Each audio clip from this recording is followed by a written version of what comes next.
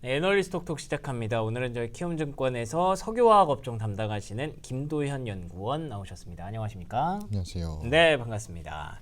최근에 석유화학 섹터가 분위기가 좀 나쁘지 않은 것 같더라고요. 정부의 어떤 구조 개편안 이런 것도 전해지면서 시장에서 조금씩 좋아지려나 보다라는 시그널을 주고 있는 것 같은데 이런 거 다 빼놓고 그냥 일단 업황부터 얘기를 하면 어떤 상황인가요? 사실 2분기 좀 핵심 요인은 관세에 대한 불확실성이 좀 크게 작용을 했다라고 좀 보고 있습니다. 이게 결국에는 5월, 6월 들어서 이런 관세에 대한 불확실성이 좀 극대화가 되면서 전방 수요가 좀 급격하게 꺾이는 모습이 좀 나타났고요. 전방 수요가 좀 급격하게 꺾이다 보니까 일부 제품들에서는 이제 재고 소진에 대한 움직임까지 좀 발생을 하면서 좀 판가 자체가 좀 하방 압력이 작용을 했던 그런 상황이었다고 보시면 될 것 같습니다. 당연히 이제 뭐 판가도 떨어지고 수익성도 안 좋아졌을 테니 2분기 실적이 눈높이 대비해서 좀 부진한 실적이 좀 나왔던 걸로 좀 보고 있고요. 그렇죠. 이게 그냥 구조상으로 우리나라는 뭐 석유를 뽑아내는 나라가 아니니까 요거를 어딘가에서 수입을 해 와서 그 다음에 이걸 만들어서 그 다음에 그거를 이제 수출을 하는 그런 중간재를 생산하는 석유화학 업황에게 들어오는데도 관세, 내보내는데도 관세 이러니까 이게 길을 펼 수가 없었던 그런 상황이었다고 보여지고요. 그러면 요거를 뭐 하루 이틀 얘기가 아니니까 요거를 해결하기 위해서 이제는 좀 우리가 좀 구조를 바꿔보자라는 게 정부의 구조 개편안 아니겠습니까? 네, 그렇죠. 제가 듣기로는 굉장히 많은 그 감산의 골자가 좀 찍혀 있던데 어떻게 보셨어요, 연구원님? 사실 이게 결국에는 감산을 어떻게 진행을 하겠느냐, 아니면 설비를 어떻게 조정을 하겠느냐가 작년부터 이제 논의돼 왔던 구조조정의 좀 핵심이었던 것 같습니다. 이게 결국에는 공급 과잉이 지속이 되면서 석유화학 업황이 안 좋아지는 흐름으로 좀 계속 지속이 되어 왔던 거기 때문에, 그리고 기업들 입장에서는 이런 좀 안 좋은 업황들 때문에라도 수익성의 부담이 심해지고 있고, 또 이게 대규모 장치 산업이다 보니까 고정비 부담 자체도 좀 높은 산업이고요. 그러다 보니까 수익성이 안 좋아지고 업황 자체가 안 좋아지면은 수익성, 레버리지 효과로 더 안 좋아지는 이런 흐름이 좀 나왔다라고 생각이 되는데, 그래서 결국에는 이걸 어떻게 효율적으로 설비를 돌릴 것이냐, 설비를 아예 끌 것인가, 아니면 통폐합을 할 것인가, 이러한 논의들이 좀 있었던 것 같고, 사실 석유화학 전체로 봤을 때 사실 국내에서 뭐 돈이 안 되는데 그냥 설비를 다 끄면 되지 않느냐라고 생각을 할 수도 있겠지만, 사실 이건 원재료적인 성격이 굉장히 강합니다. 그렇다 보니까 전방산업 전반에 걸쳐서 이러한 소재들이 들어가게 되는데, 이걸 결국에는 수입에 전체 의존을 하게 되면 사실 산업의 안정성이 깨지는 문제로 연결이 될 수가 있고요. 그러다 보니까 석유화학을 아예 폐쇄를 할 수는 없고, 어떻게 하면 이걸 설비를 효율적으로 돌리면서 기업들이 좀 살아날 수 있겠는가에 대한 좀 생각들이 좀 있었던 것 같습니다.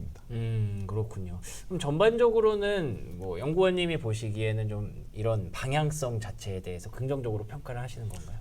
사실 뭐 그동안 있었던 구조조정들은 사실 뭐 거의 유명무실했으니까, 네네. 이제 최근에 발표된 구조조정들 내용들을 좀 보면 에틸렌 기준으로 설비 270에서 370만 톤 정도를 이제 감축을 하겠다라는 게 이제 핵심이고요. 예. 그리고 추가적으로 고부가 그리고 친환경 제품으로의 전환을 지원을 정부가 하겠다라는 게 조금 핵심입니다. 이에 따라서 뭐 원칙들이나 금융 지원이 어떻게 될 것인지들에 대한 계획들이 좀 발표가 된 건데요. 네. 사실 요 270에서 370만 톤이 도대체 어느 정도 규모일까를 생각을 해보면요.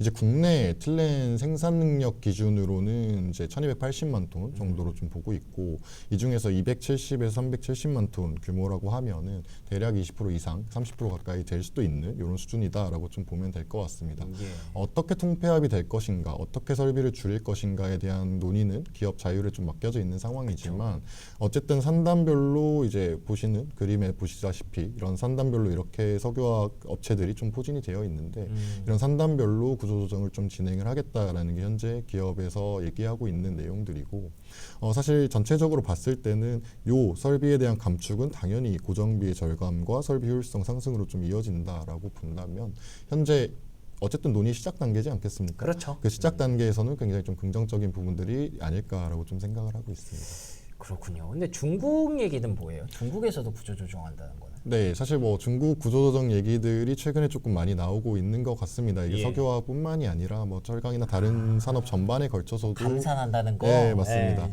구조조정에 대한 얘기들이 나오고 있는데 이게 석유화학의 대상이 되는 얘기들을 좀 살펴보면 아직 뭐 구체화되진 않았지만 일단 20년 이상 노후 설비에 대한 감축 계획을 발표를 했고요. 20년 이상 노후 설비 그리고 이게 에틸렌 설비의 생산 능력 기준으로 보면은 대략 1,000만 톤 정도 되고 이건 이제 글로벌 생산 능력의 한 4% 정도 된다라고 좀 말씀을 드릴 수가 있을 것 같아요. 그럼 사실 국내뿐만 아니라 중국도 구조조정이 같이 들어간다. 이게 실제 현실이 된다라고 하면은 사실 수급 밸런스 개선을 좀 중장기적으로도 생각해 볼 수 있지 않을까 이렇게 생각이 좀 되고요. 그렇군요. 한국에서도 이렇게 산업별로 구조조정이 들어가고 중국에서도 감산 이슈가 뭐 곳곳에서 나오고 있죠. 뭐 태양광 패널이라든지 리튬이라든지 그리고 또 석유화학까지 들어오면은 이게 이제 업황에 대한 개선을 또 기대를 하는 건데 근데 이것만으로 사실 수요 회복을 달성하기 쉽지 않잖아요. 맞습니다. 결과론적으로 앞으로의 업황은 어떻게 될까요? 우선 수요의 방향성을 본다면 사실 올해 상반기만 놓고 보더라도 작년 대비해서는 조금 개선되는 흐름들이 나왔습니다. 예. 특히나 일부 제품들에 있어서는 사실 중국의 경기 부양 효과들이 누적이 되면서 이런 석유화학 쪽에 조금 어느 정도의 수요 개선이 좀 나왔던 걸로 좀 보고 있고 그리고 사실 수요보다 조금 더 중요한 거는 원가에 대한 얘기를 좀 빠질 수가 없을 것 같은데 어쨌든 원유 생산이 계속 늘어나고 오펙은 증산을 한다고 하고 있고 유가는 하향 안정화가 된다라는 가정을 해본다면 사실 석유화학 입장에서는 원가 측면의 부담이 좀 완화되는 흐름으로 가지 않을까라고 생각합니다. 구조조정에 따른 단기적으로 공급이 줄어든다. 요게 이제 어느 정도 판가가 올라가고 수익성이 개선이 되겠는가. 사실 이걸 단기적으로 좀 기대하기는 어려울 것 같습니다. 앞서 좀 말씀드렸듯이 좀 긴 관점에서 봐야 된다라고 말씀을 좀 드렸고요. 그렇기 때문에 공급 과잉에 대한 영향 자체는 올해 그리고 뭐 내년까지도 일부 지속이 되겠지만 수요가 작년 대비해서 개선되고 있는 흐름 그리고 공급도 중장기적으로 보면은 완화가 된다라는 관점으로 본다면 사실 업황 자체는 작년 하반기 최악을 좀 지나서 조금 점진적으로 회복하는 방향성으로 진행이 되지 않을까라고 생각이 좀 됩니다. 그렇군요. 시간이 확실히 좀 필요하기는 한 것 같습니다. 그렇지만 조금씩 개선되는 분위기가 좀 나오고 있기 때문에 또 금리 인하되면 또 경기도 좋아질 테니까 이런 것들 잘 묶어서 내년까지 한번 길게 보도록 하죠. 그러면은 만약에 지금 시점에서 종목을 고른다면 어떤 픽을 좀 먹고 계신가요? 우선은 퓨어케미칼 전반에 걸쳐서 이러한 이벤트들 그리고 이러한 이제 개선에 대한 얘기들이 슬슬 나오고 있는 상황이라고 생각이 되는데 그럼 사실 퓨어케미칼 전반에 걸쳐서 주가 자체는 나쁘지 않을 것이다라고 생각은 됩니다. 다운스트림 중에서는 사실 어떤 종목들이 더 좋을 것인가를 생각해 보면 롯데정밀화학 정도를 말씀드릴 수가 있을 것 같고 앞서 이제 말씀드린 내용들은 다 NCC에 대한 얘기들 그럼 업스트림에 대한 얘기들일 텐데 왜 다운스트림을 먼저 봐야 되느냐라는 걸 본다면 앞서 좀 말씀드렸듯이 수급 밸런스는 중장기적으로 좀 관찰이 되어야 되는 모니터링이 되어야 되는 부분이다. 결국 펀더멘탈의 개선은 사실 조금 더 펀더멘탈이 안정적인 업체들의 주가가 조금 더 강하게 나타날 수 있는 국면이다. 올해 하반기는 이렇게 생각이 되고요. 그럼에도 불구하고 이러한 이벤트, 이런 호재성 이벤트들이 계속해서 앞으로도 더 나올 수 있는 국면에 접어들었고 현재 롯데케미칼 자체의 주가도 이미 공급 과잉에 대한 우려들 그리고 악재에 대한 우려들은 반영이 되어 있는 상황이기 때문에 업사이드는 충분히 나올 수 있지 않을까 이렇게까지도 생각해 볼 수 있을 것 같습니다. 좋습니다. 일단 기본적으로는 지금 당장 개선되는 게 아니기 때문에 롯데정밀화학과 같은 펀더멘털이 조금 더 양호한 종목으로 가셨다가 이제 조금 더 공격적으로 좀 해보자라고 했을 때는 롯데케미칼과 같은 바닥권에 있는 종목들로 한번 공략을 해보시면 딱 적당하게 나올 것 같습니다. 자, 지금까지 연구원님과 함께한 시간 이렇게 마치도록 할게요. 오늘 좋은 말씀 고맙습니다. 감사합니다.